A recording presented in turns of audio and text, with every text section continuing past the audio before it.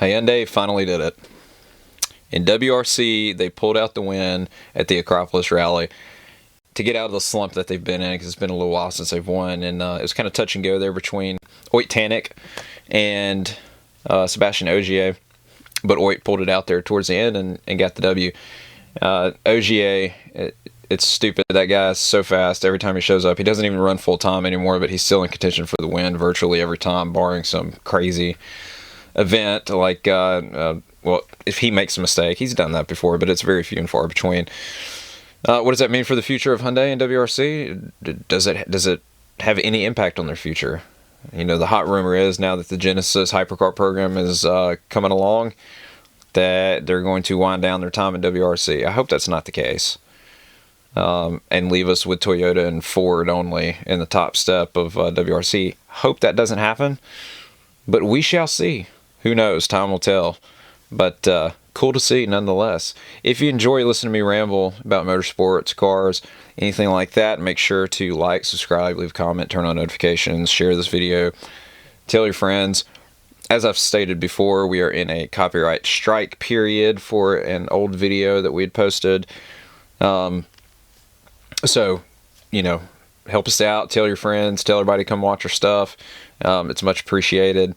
Our reach is very limited because of that. So we appreciate you watching. If you are interested in diecast cars, t-shirts, hats, racing memorabilia of any kind, or home decor items, lamps, you know, just knickknacks, any of that kind of stuff, check out our eBay page. The link is in the description. We have a sale currently ongoing for the foreseeable future. Trying to get rid of a bunch of stuff. So if you see something you're interested in, shoot me an offer and we'll go from there. Without further ado, let's get into it.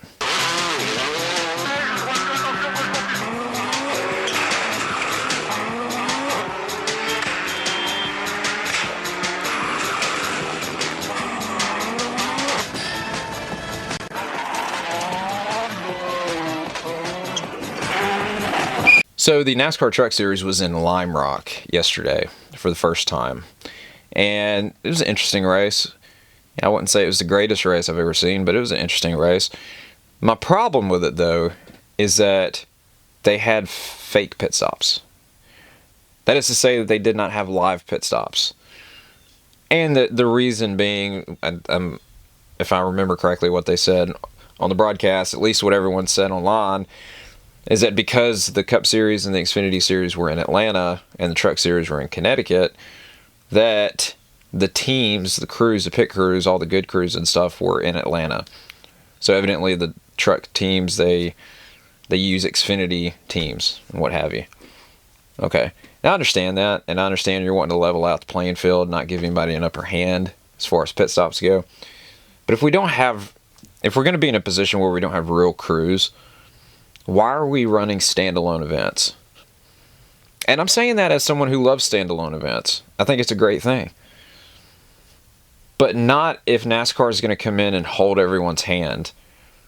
I mean, Corey Haim led every lap of that race. Why? Obviously, he had a good truck. Don't want to take away from that. But also, like, there was no risk coming down pit road. There was no strategy. If you take pit stops out of it and put everybody on the same playing field, there's no strategy whatsoever. You could jump out of the truck and go eat a cheeseburger and come back if you do it fast enough, and theoretically still keep your position. I think that's nonsense. You know, if you're going to be in a position like that, then we shouldn't have standalone events.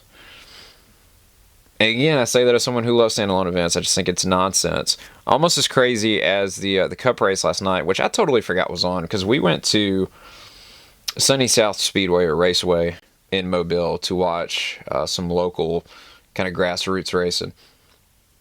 And it was a Legends night, so they had Legends cars, Bandoleros, and go-karts. And I'm not exactly sure what the go-karts are called. They have a roll cage on them, and they're kind of squatted down on the ground.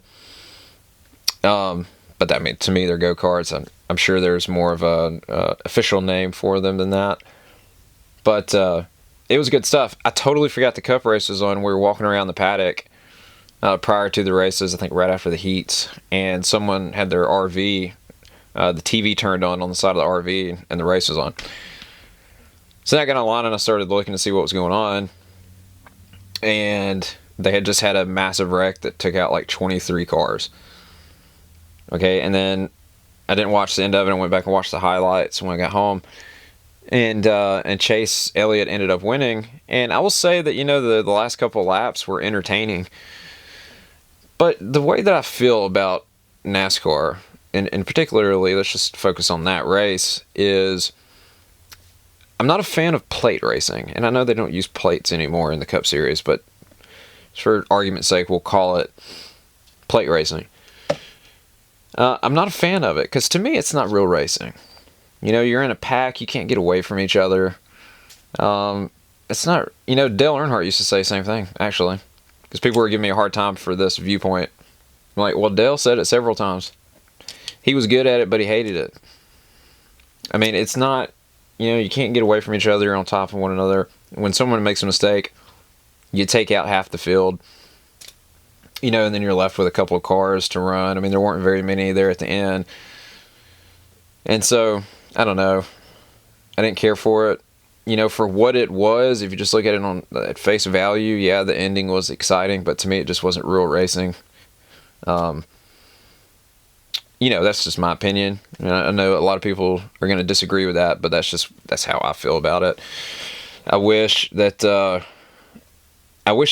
was never messed with, to be fair with you. I loved the way that the old Atlanta track raced. I think the problem with that track is the same problem that a lot of other tracks have now, and it's not the track, it's the car. And they had that issue at Atlanta with the Gen 6. It just didn't race very well. It was a boring race. That's not the track's fault. That's NASCAR's fault for implementing terrible race cars. So, maybe one of these days they'll go back. I doubt it, but especially since, I guess in Gen 7 terms, it technically was one of the most exciting races. It's not really saying much. I don't know if anyone else watched the 24 Hours of Spa this weekend. It was fantastic. It's a GT3 24-hour race. Lamborghini ended up winning. I don't know if it's the first time Lamborghini has won that or if it's the first time in a really long time, but it's still pretty cool watching them win. But there was a nasty accident, like I think about 2 hours in, or one of the McLarens had a mechanical failure. Basically, right after you passed the pit straight. So he had to go the entire rest of the circuit, putting around. I don't know exactly what was wrong with the car, but he's coming back around. He was offline, but he wasn't off the track. So when the leaders came back around to pass him, they were wide open. There was no local yellow or anything. And he got clobbered by one of the Porsches. I think the guy was running like 5th or 6th when he ran into him. And very fortunate that no one was hurt, because that, like I said, that was ugly. It was very ugly. Also, Formula One was this morning at the Red Bull Ring, and Yuki, man, I'm a Yuki fan. If you didn't know that already, he had the opportunity to shine like a diamond this morning. Max, his teammate Max Verstappen, got wrecked in I think turn 2 on the first lap, and so that kind of left Yuki as the lone Red Bull, and he ended up getting into it with Calapinto, which was Yuki's fault 100%. Messed up his wing, and he had to go get a new one, and so he ended up finishing. I think he was like the last car running on the track, which sucks, man. I think Yuki is trying too hard in that car. I've said that before. I think he's trying to get too much out of what the car is capable of, And you can see that when you watch him. He's, dropping wheels during qualifying, and, it's just, I hate seeing it. I hate seeing it because I think the dude's really good. I think he's got the talent to run up front, but not in that car. And I think he needs to come to terms with that, before he ruins the stock before the season's over, and then he can't land a good ride anywhere else. So it's a shame to see. By the way, I was watching a race from a couple of weeks ago, I believe it was, or a couple of months ago, the Brazilian Stock Car Series. And did you know that Nelson Piquet Jr. and Felipe Massa running that series. Do you know that? I had no clue. I think I knew that about Massa, but I kind of forgot. But PK, I had no clue. It's pretty cool. Ex-Formula One guys running in easily one of the coolest race series on the planet. I don't know, man. It's awesome. It's awesome. Just more of a reason for people internationally to tune in and watch it. Check out their YouTube. I'll put the link in the description. And you won't regret it. It's awesome. Anyways, guys, I appreciate you watching. If you enjoy listening to me ramble about racing, motorsports, any of that kind of stuff, make sure to like, subscribe, turn on notifications, share, tell your friends. The works. If you're interested in diecast, t-shirts, hats, home decor, racing memorabilia, any of that kind of stuff, check out our eBay. Link is in the description. As always, I appreciate you guys watching. We will see you next time. Till then, peace. És 100 fölfele. 100 fölfele, jobb 2 tempó, 20-ra bal 2 tempó, 25-ra bal 2 tempó, 25-re bal 2 szűk, bal 2 szűk, és bal 2, majd 50-re jobb 2, itt a bal 2, és 50-re jobb 2, majd szűk 50-re jobb 3 az aszfaltra, szűk 50-re jobb 3 az aszfaltra.